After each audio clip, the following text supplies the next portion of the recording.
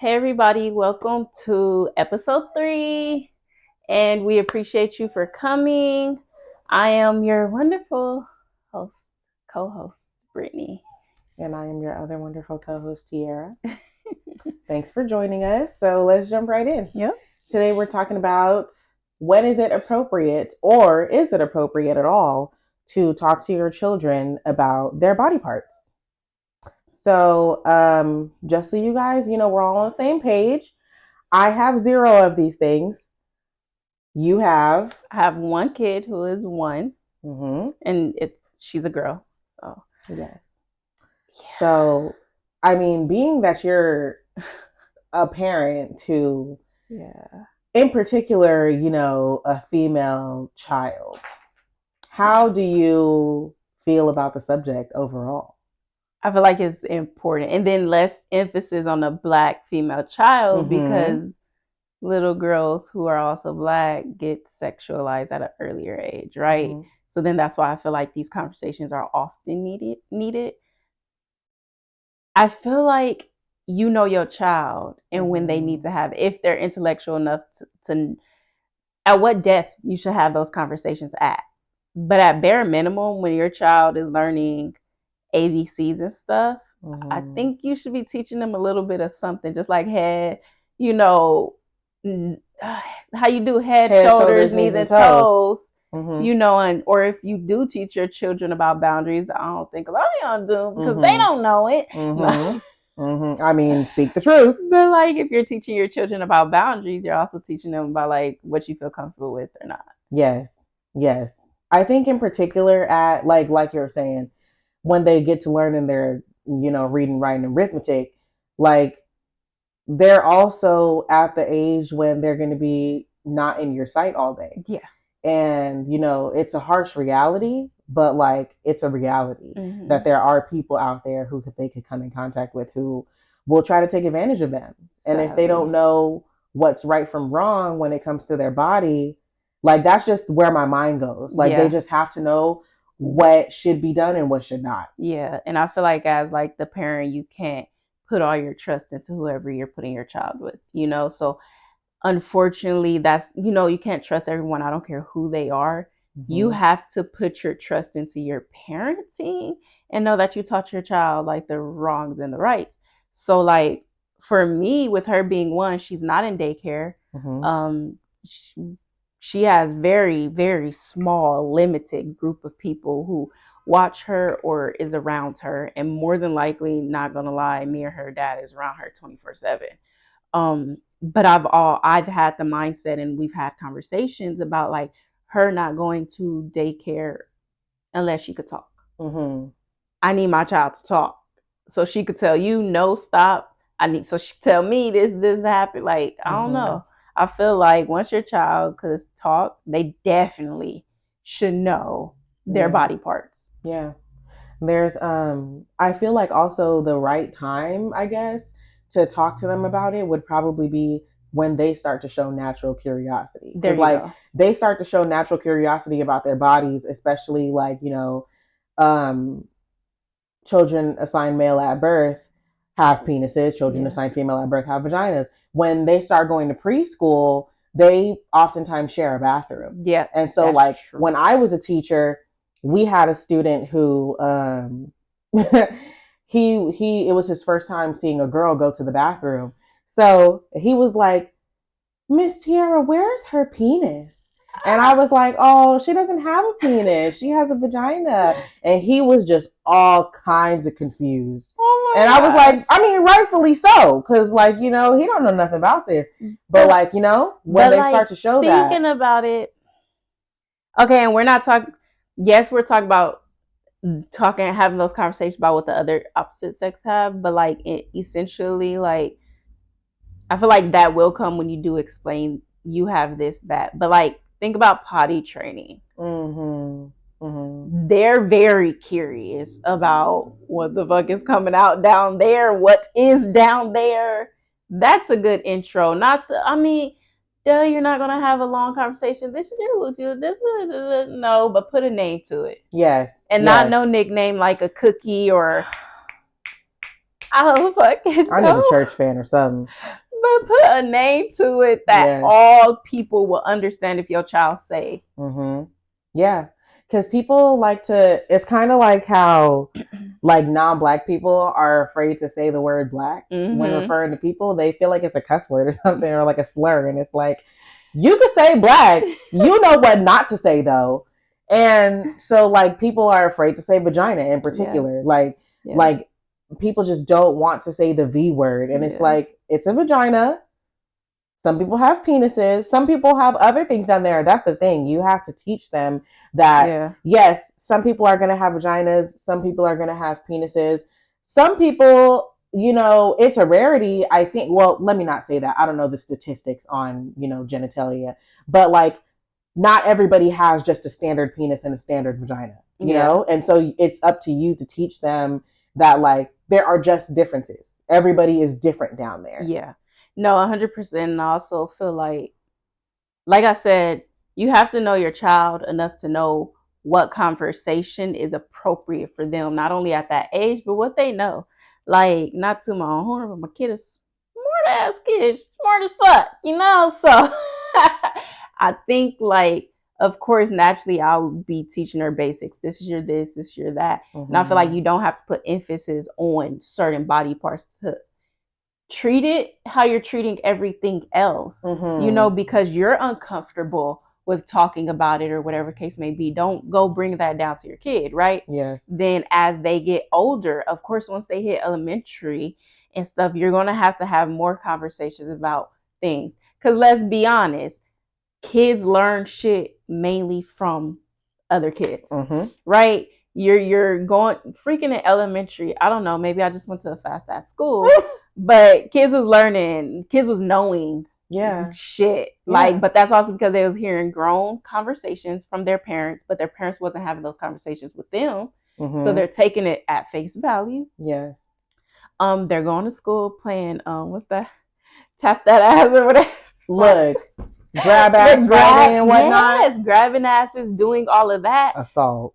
And or you don't know that your kids is doing this, but I feel like, especially with having a girl, a boy too. Mm-hmm. But once you have those conversations, this is your body part, this is that, and they get older, put meaning towards it, Mm-hmm. put boundaries with it. Yeah. Like they shouldn't be just that willing, full, and comfortable doing all sorts of stuff at Mm-hmm. that age, and then when they doing other things, you're pissed off. But it's Yes. because you didn't educate them or have that conversation with them, or because you make it seem like it's so taboo that we're not going to Mm-hmm. talk about it, and they become more curious.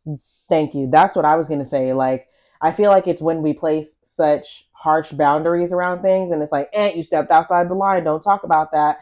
Then it's like, why can't I talk about that? Yeah, And then they get to touching, and yeah, then we have situations that we don't want to have. yeah, And then you brought up a good point in saying that like we also have to take into consideration that like you're raising a black daughter, mm-hmm. so and black girls are hypersexualized from a Yeah, very very young age, yeah. crazily young age, And it's not their fault. and it's not their fault at all. Yeah, It's society's fault. yeah, and It's racism's fault. I feel like as a mother, and I know there's children who are mixed, and the mother might not always be black, but just speaking from personal experience, being a black mother, that's where your role comes in at Mm. the most, because you have to tune into those experiences you had, Mm-hmm. to find relatedness with your child. Like, yes, your child had a good day. Not saying make everything a big deal, but if these conversations are normal, y'all won't find a problem with it. It won't be so uncomfortable. If you're Yeah. asking them you're having a good day or whatever the case may be, and if you had those conversations about body parts or boundaries or whatever, they may even slip in like, yeah, some weirdo said this, and that to me, instead of them thinking it's normal and not knowing. Mm-hmm. Mm-hmm. Yeah. Because how many times you went home, if anything ever happened, or you got catcalled at a young age by a grown ass pervert? When did you go home and say, Mom, this happened? Mm-hmm. Not a lot of people do that. Yeah. You don't even think to do it because it's not something that you talk about in Mm-hmm. your house. Mm-hmm. So like, what do you look like as the child coming home talking about body parts and catcalling and whatnot? Even if clearly they don't know to call it catcalling, Yeah. but like They just don't want to introduce that topic into Yeah. their household because it has never been introduced by the adults. Yeah. And that, but that's where it comes, put a label on everything. Like Mm-hmm. literally. Like right now I'm teaching her hands, belly, everything, booty. She know what Mm-hmm. her booty is. We haven't got there yet, but we're Mm-hmm. making our ways. I'm securing that she knows the things that we are learning and just making our ways. But by the time she's well on that potty, she would know what that is. What Mm-hmm. her vagina is. Yes. Not that y'all forcing me to pee in a thing out of this, and because at that early age, that's all they know it to be is Mm-hmm. pee. They may have sensations there when they're taking a bath or something and still don't know how to Mm-hmm. what it is, but at least it has a name and not just this mysterious thing. Yes. you know Because literally, if you're not teaching your kids about it, the streets are, and like their peers are, and their peers are might not be, as shielded from things as your child might be. yeah Like, they might be watching the same things that their parents watch on TV and like listening to the same music that their parents yeah listen to. And that's all up to you if you want to, some people don't mind. Like I have a friend who says that like, she doesn't have children right now, but like she says that if she were to have children, she wouldn't mind if they cussed. hmm And yeah, I don't mind. yeah, so like some people don't care, and then other people are like, no, like those are words that you only use when you're like an adult or like 16 and up or whatever. Yeah. But I personally don't mind.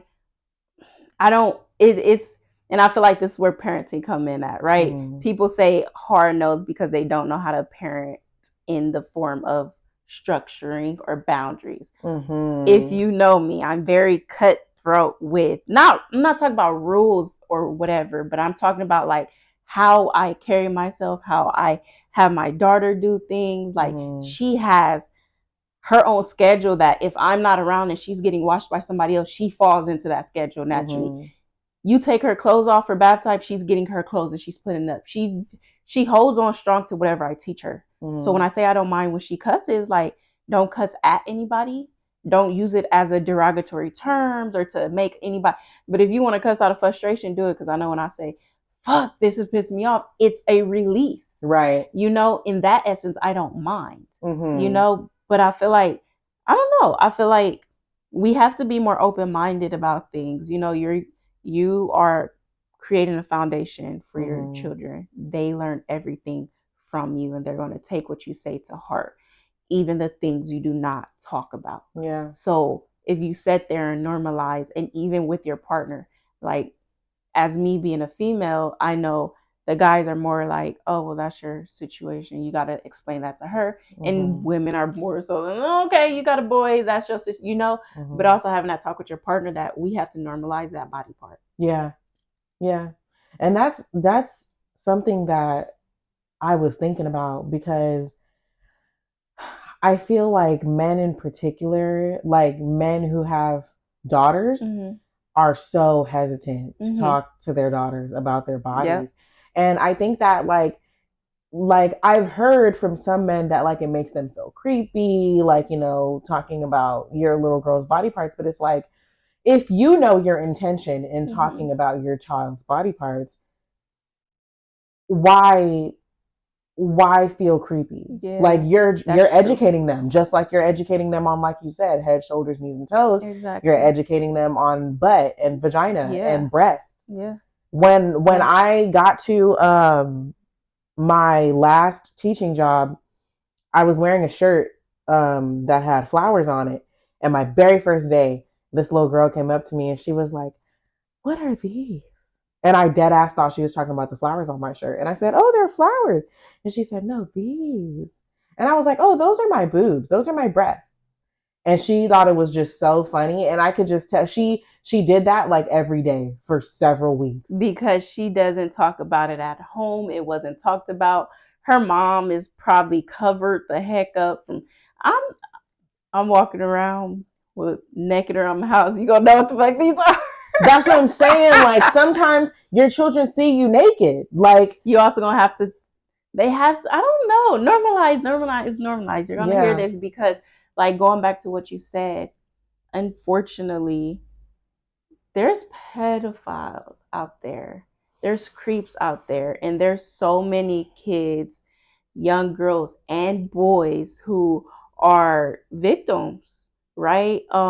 Especially because we don't talk about young boys a lot getting like molested or Mm-hmm. sexually abused, and they're embarrassed. Why? Yeah. Because the and this all goes into genitalias and stuff, but just the fact of being a boy means Mm-hmm. masculine.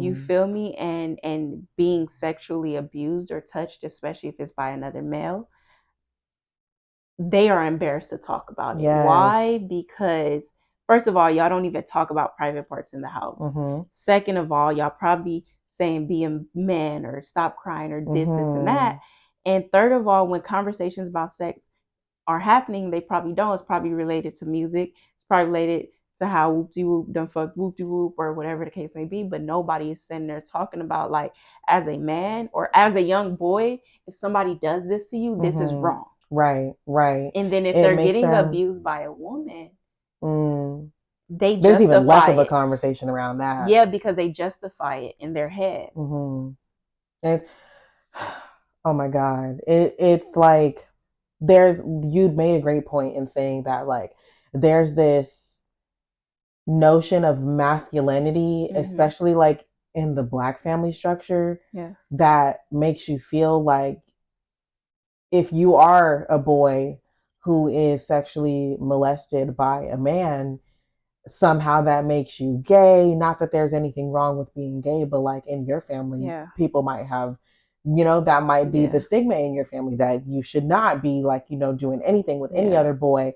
And it makes you feel like you're gay. It makes you feel like you're less of a man. You're not even a man yet. Yeah. And it makes you feel like part of your masculinity has already been taken from you before you even got it. Mm-hmm. And it's very, very heartbreaking. And it, it lets me know how much of a like position of privilege I felt like I had as a Mm-hmm. teacher because like I'm with those kids 8 hours a day. If they're in aftercare, 10 hours a day. Yeah. Like I have the ability to talk to them about their body parts, to read books to them about their body parts, to Yeah, that's answer the great. questions that because y'all children be coming to school with With some questions, and it's questions. not your job.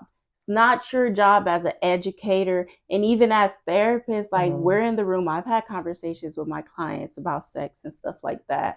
Um, it's disheartening. Even Mm-hmm. in elementary or whatever age, they should be getting their answers from home because Yeah. not all adults are trusted with the information they're giving, unfortunately. And I know, like, I think elementary, fifth grade, we had like a health, like, the girls and guys got split up and the Mm-hmm. parents signed the papers, learn about periods and hygiene, da da da da da. But you shouldn't be reliant on your kids just knowing, or the fact that the school is eventually going to have a conversation with them. Yeah. They should know. They Yeah. should know already. And the fact that they're coming to school to have to ask these questions Mm-hmm. means, once again, they are not comfortable to ask them at home. Mm-hmm. That alone should speak volume to your relationship, the relationship you have as a with your child, Mm-hmm. because you're not only just an authoritative figure, you're supposed to be an educator to your child, a mentor. You're supposed to be all of that, right? You're lacking if you're not teaching them about their very own body. Yeah. Yeah. You're supposed to be there as like a source of wisdom Yeah. for all walks of life. And Mm-hmm. it's naive of, you know, a parent to think that the book smarts that they're going Yeah. to get at school is going to be enough to like carry them through life. Yeah. Like you are literally there to light the path for them. Yeah. So Yeah. it's just, yeah. And in teaching, I feel like it's like, I feel like it's hot or cold when it comes to teaching people about their bodies, because then you Mm-hmm. got who don't talk about it, you got those who don't talk about it, but then you got others who, when they do talk about it, it's body shaming. Don't go Mm-hmm. wearing that because you already got breast and it's showing. Your hips is spreading. Don't go wear your fifth grader cannot wear skinny jeans because they have ass or hips. And we know this is mainly like black children or even Latinos. Like, Mm-hmm. they develop early, but you're blaming your child for having a figure and therefore Mm-hmm. they can't wear what they want. Right. You're sexualizing your own child, and not Mhm. in a way of intentionally trying to do it, but out of trauma. Yeah. You're like Yeah. trauma. You're parenting out of trauma. Mhm. And it's so. Oh my God, that's such a good point because I understand why a mother or a father would be like, don't wear that because people are going to look at you or whatever. I get it because like we were saying, you can't trust people outside your house, and we know how Mm-hmm. sick minded people can be about little black girls, Yeah. little Latina girls. So I get why a parent would like want you to cover up and like things like that, and that's why it makes it so difficult to like work against that. Yeah. Like you want to normalize, obviously talking about your body parts and having some autonomy over your body, especially as a woman. But like also you do have to protect them from people Yeah. outside. And it's like, how do you create that sense of autonomy and like doing whatever you want, wearing whatever you want at that young age, but also shielding them from people who are going to look at them. But it shouldn't be shielding. It should be aware. That's the thing. Like, you cannot shield a child from the world, and the longer that you keep shielding them, when it hits them, it's going to hit them hard. Mm-hmm. You prepare your child, you have those conversations with them as they get older. It's not going to ever be a one-time conversation. I think that's where people mess up. Mm-hmm. They feel like they did it. I told them this is a snack, it's their body, nobody touch it. Then there's not a conversation after that. You need to have another one, probably two, when they're elementary, especially for females. They're starting their menstruation. You need to talk about hygiene, reproduction and stuff down there. Not talk about full background, but they need to know what's going on, not just, oh, this is a woman's thing. But what the Yeah. heck is it for? It's cleansing out your body, because our bodies are that powerful. It does Mm-hmm. its job for us. Mm-hmm. You need to talk about that. When you talk about body parts, they're going through puberty, and a lot of girls now are hitting it even younger, Yeah. right? You need to be telling, like, yes, your body is changing. You're going to hear a lot of different things about your body, like just being honest. And I had this talk with my niece because she's in elementary and she's changing. Mm-hmm. And we've had that talk, and I try to empower her as much as I can, because you're not the only one going through it. Yeah. And I was once that age, and even though we've developed differently, I understand you. And Mm-hmm. I want you to know, like, yes, it's hard, but you can have this conversation with me. Yeah. It's going to happen. But in the sense of wearing clothes, I just feel like, just, it's a message behind everything. If you're telling your child, do not wear this because it's showing too much of this, or your and then you can wear long pants and a turtleneck, but because they got a body figure and you're telling them they can't wear too tight pants, Mm-hmm. you Mm-hmm. sending them that their body, something is wrong with their body. Mm-hmm. Instead of letting them know what you're wearing is okay, Yeah. and preparing them, not shielding. Have you ever, when you were a little girl, did you ever have like instances when, like a male family member would be coming over, a male friend of the family, and you would be told to like put on pants instead of the shorts you were wearing Right, and yeah. things like that? Like, that's what comes to mind I for feel like me. that's a problem. Like, I 100% feel like that's a problem, and I feel like a lot of black families do that, and mm-hmm. I feel like that's where you are not having the conversation with boys before they become men, right? Mm-hmm. And you or your family members are not having that conversation with these boys before they come men, so therefore you have to make your daughter feel uncomfortable Yeah. around them, because you can't even trust them at that point. Why are they in the house if they can't look at a little girl as a little girl who is comfortable, right? I will never ever tell my daughter you cannot wear a nightgown, because first of all, I'm not even letting people in my house to where if she's at that late at night or early in the morning, to where she's wearing pajamas, right? But also, like, if that's her comfort zone, let that be her comfort zone. Mm-hmm. Now, if she naturally just feels uncomfortable, that's different. Mm-hmm. But don't go making decisions for her. Yeah. Yeah.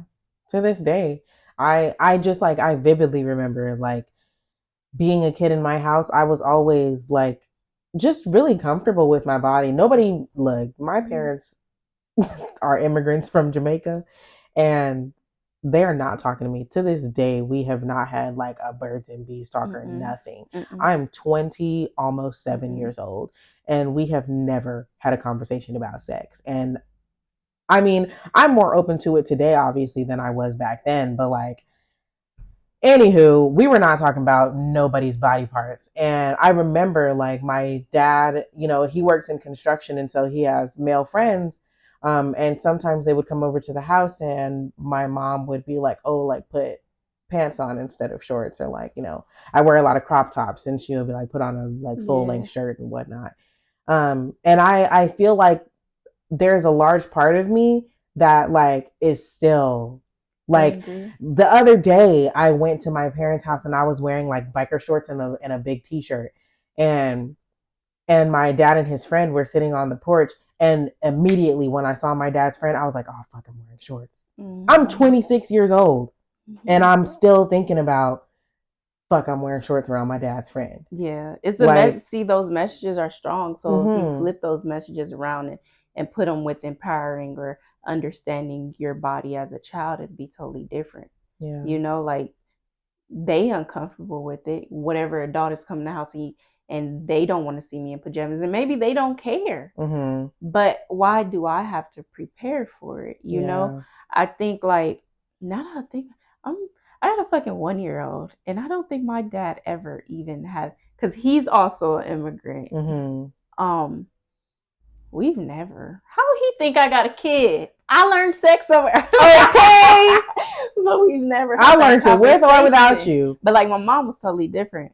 I don't think like my mom never really taught me about body parts per se. We've had like conversations, um, and stuff like that. I had my menstruation. She told the whole goddamn world, "Mamas, y'all gotta stop doing that. Y'all gotta Right. stop." She told the whole goddamn world. But then when I got like high school, that's when the sex conversation started. Mm-hmm. Oh, She laid it out. For real? yeah, we had conversations. She like, you gonna get peer pressure. Don't do it Oh. because of peer pressure. Mm. Um, if I had questions, I was comfortable talking to my mom. I'm Mm. not gonna lie. Like it was like I was hearing stuff. I was in high school and I heard a boy pressured her to have sex, but she didn't feel pressured or anything like that. And Mm. I knew it was pressure. Okay, okay. Because your mom And talked to you I about was like, pressure. but just common sense about learning about your body. This is where it Mm-hmm. comes in at. Because he told her, are you ready for this? No. But go He ahead. told her we should have sex now because as you get older, my dick is only going to get bigger and your vagina is going to get smaller and it's going to hurt more. And So, how old is this? Are high these? school, like probably around 10th grade. And so he told her that. Not Nigga. true. Him telling her that, not true at all. Right? If you freaking learned about the body or even was comfortable with your parents enough to ask questions, will it hurt when I have sex? Will it change when I get older and stuff like that? She wouldn't have been so gullible because she believed him wholeheartedly to the point to where Wow. she came to us to tell us like, like, oh, it makes sense. I'm looking at it like, you dumb bitch. Oh my God. You And that is dumb. really, that's like, we at Practicum, we had just had a group, and we're like, the group is just an end of the year group talking about, it's mostly 11th graders going into senior year. So we were telling them, ask us any questions you have about the college process, about, doesn't just have to be about school, ask us questions about life, what you think life is going to be like in college, adulting, whatever. And so we passed around slips of paper for them to like write their questions on, for it to like not be embarrassing if they had Mm-hmm. an embarrassing question. Um, and I saw that some of the people in the group, it was all girls, and I saw that some of them were like having a hard time coming up with like a topic they wanted to Mm-hmm. talk about. And something inside of me was just like, I bet you none of them are thinking about like relationship questions or like sexual questions. And so I just said, like, it doesn't just have to be about school. It can be about, healthy relationships, about boundaries, about sexual things. And as soon as I said sexual things, Yeah. just hella questions. Yeah. And we spent the remainder of the 45 minutes on the first question. Yeah. And I could just tell that like They were nobody ready in to their let it out. lives has talked to them about this at all. And these are Yeah. 17-year-old girls. Yeah. They're going, I mean, if they haven't already had sexual relations with Yeah. somebody, then They're they're going going to. to. And even if they have, they still have more questions. Mm-hmm. Like they still have way more Yeah, questions. one of their questions, the question that we spent the most time on was, does your life change after having sex with someone? And I was like, wow, what a broad question. Because Like what message is getting sent at home? What do you think they've been told? that after you have sex, you're a different person, and You can't take that back. yeah, That's the most important. Like, it's something to yes, regret almost, and it's yeah, like, they take it, they say it as if you're most definitely going to regret it. yeah, And one of my clients, um few of my clients I've actually had conversations with, just like naturally, like as clinicians, adults or children, we have to ask uncomfortable conversations. mm-hmm, And it is going to be like, are you sexually active and stuff like that, and all. You could sense whether they have the conversations at home mm-hmm, based on when you ask that question and how they react. yeah, And so a lot of them like squirm. They're not mm-hmm, comfortable at all. yeah. I don't So know if this happens for you, but like when we were doing our our intake mm-hmm. with all of my clients, I was going down the roster of questions, question after question after question. They were verbally answering me. As soon as you got to the question that said, have you ever, had any sexual contact with anyone? They like look away and they're like, mm. It's not even a yes or a no. It's just, Yeah. mm. Yeah. And it's like, wow, such shame Yeah. around your own body. You're going to live with this body for the rest of your life, God willing. Love And it. and like, so the conversation that we were having in our group at that point was more around being safe. It wasn't about like, Uh-huh. we were even telling them, when you get into a relationship in college, or if you enter college already in a relationship, you're going to start thinking about whether or not you want to have sex with this person. And that is completely up to you. And also, you don't have to be in a relationship to have sex. You need to have a conversation with the person who you're having sex with before you have sexual contact. Like, what is this and what is not? Yeah. Are you going to be together? Are you going to date? Are you dating? Is this going to be a one-time thing? Be clear. Be on Yeah. the same page about where you're at. Yeah. And I really enjoy having conversations with young people about sex, because like, it's just, as much as we've like progressed as a Mm-hmm. society, even though I feel like we are just It's like, regressing like yeah, hell. it's like when we make progress in one area, the other area Like, stagnate or bro, take several seats bro. back. It, It's sad. Anywho, but as much as we have progressed as a society in terms of like talking openly about sexual things, it's still such a taboo, such a Yeah. stigma to talk to, especially minors, about sex, because nobody wants to feel like a creep, and Yeah. nobody wants to get in trouble. And it's Yeah. just like, okay, we shouldn't only be talking about this the one day that sex ed people come. Yeah. Thank you. Like, Because that they also leave with more questions and yes. confused or whatever case may be, or like feeling like curious because their question didn't even get answered. So they're more Mm-hmm. curious and stuff.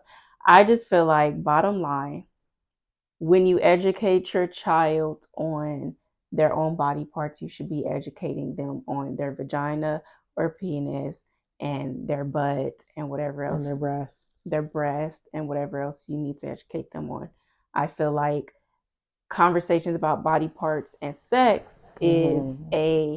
is multifaceted, and it's also one that will have to be done multiple times throughout their childhood. Elementary several times, as they're developing, what that looks like, Mm-hmm. as they're hitting menstruation, or boys and girls as they're going through puberty. Mm-hmm. Because isn't that around when the time boys like really start like getting hard or having that Yeah. when they wake up with, Yes, they have like morning wood or whatever. yeah, explaining Mm-hmm. that to your child and stuff like that, right? And then even in high school, like don't think solely about sex with your kids, because a lot of them Mm-hmm. sadly just working with kids have poor self-esteem.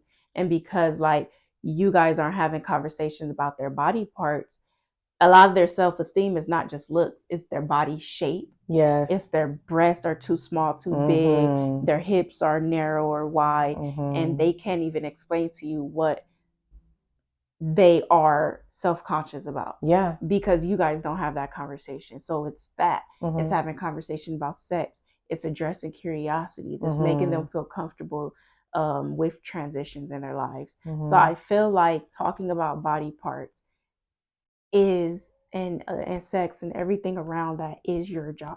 Yeah. It's not the educator's job, it's not the teacher's job, it's not the clinician's job. Mm-hmm. Like, yes, we'll be able to address any additional questions and have those dialogues with them, but But we it should should, start at home. yes, we should not be their first source of Yeah. information. Yeah. And also, I'm really going to need, let's have a come to Jesus moment, because I'm really going to need everybody as a whole to stop putting the weight of talking about sexual things, about being sexually aware on female identifying people. Yeah. Talk to your raggedy ass sons Yeah. about sex. Talk to them about how to respect people's boundaries.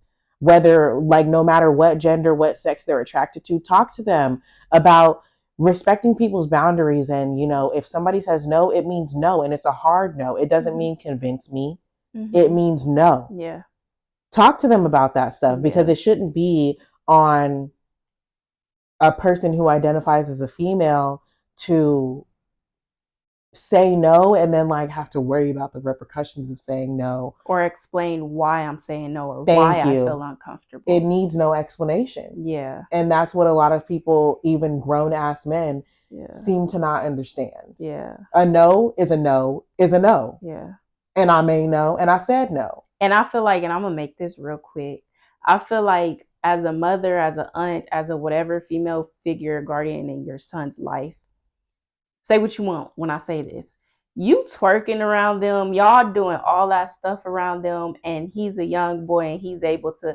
I've seen crazy like videos and stuff where they little boys tapping on the friends' asses of the mom, or like just seeing that. That's why they go to school and think it's okay to touch on females, because you got him touching like your friends and stuff. But also that is very inappropriate, and that's another reason why young boys who do get sexually touched or molested do not talk about it, because you guys normalize the fact that these behaviors happen between male and females or grown women and young boys. Like, that's my problem. I don't like it.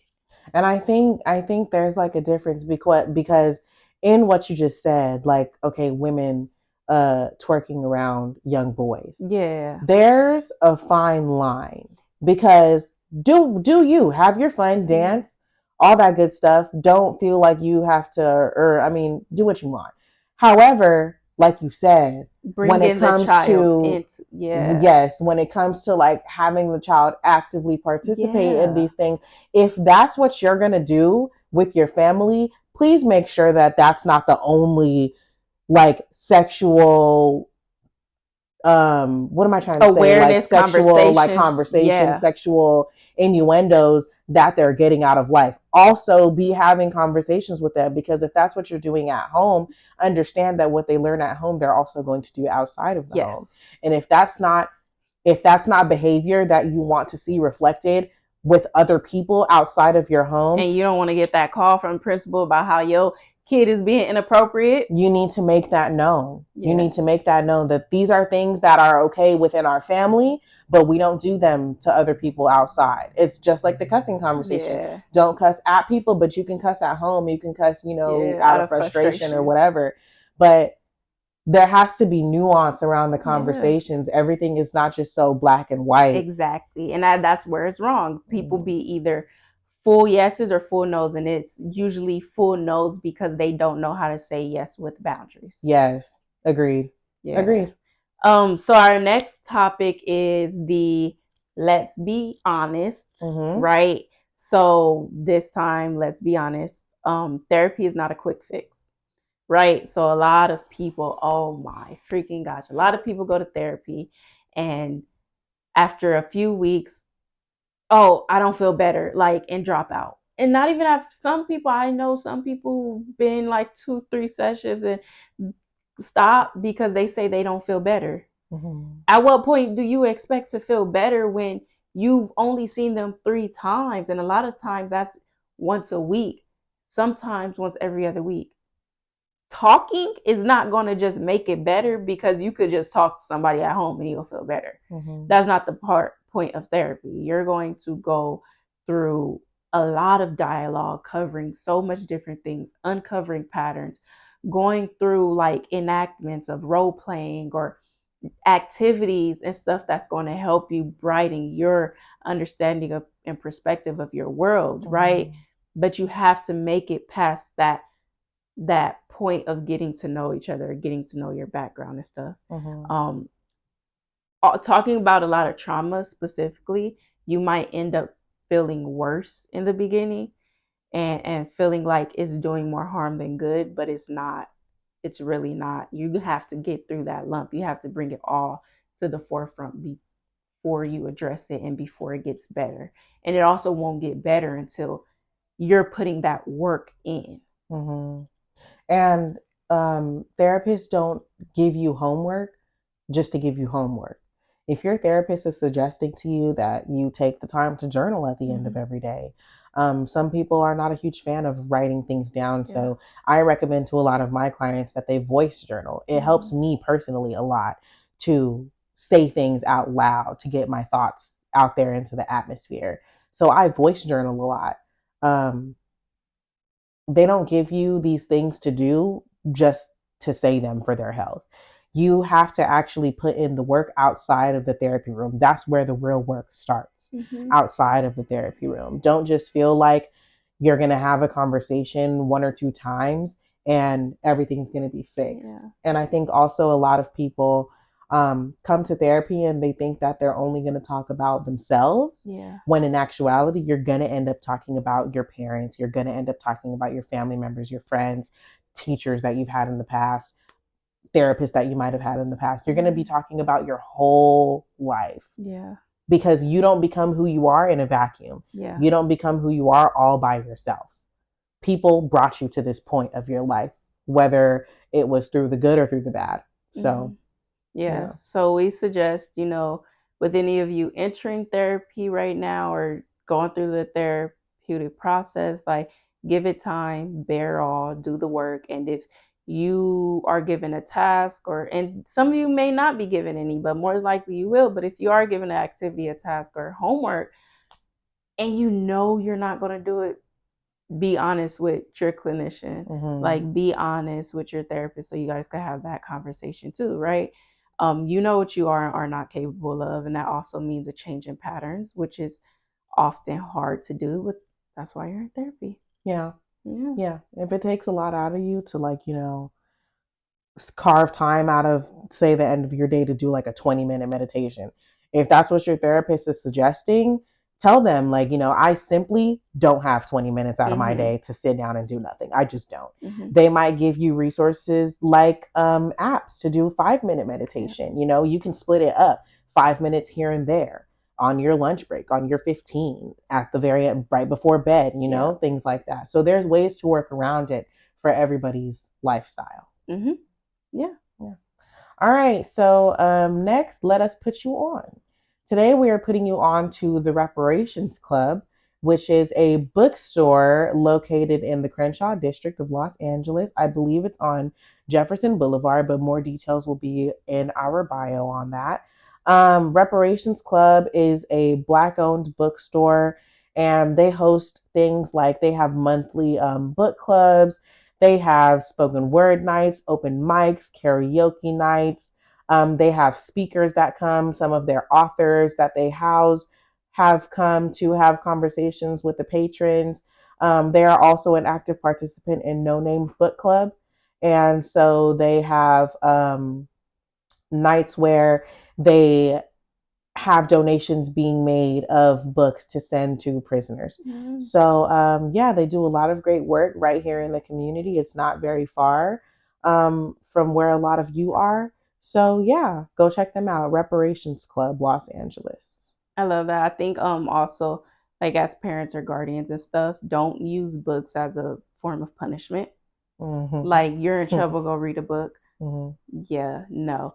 Don't always do that. Like, yeah, tell them read a book here and there, but not solely for punishment because it just makes them not want to read or it makes it boring, right? Take them to the library, take them to the reparations club, let them associate reading with enjoyment. Mm-hmm. Mm-hmm.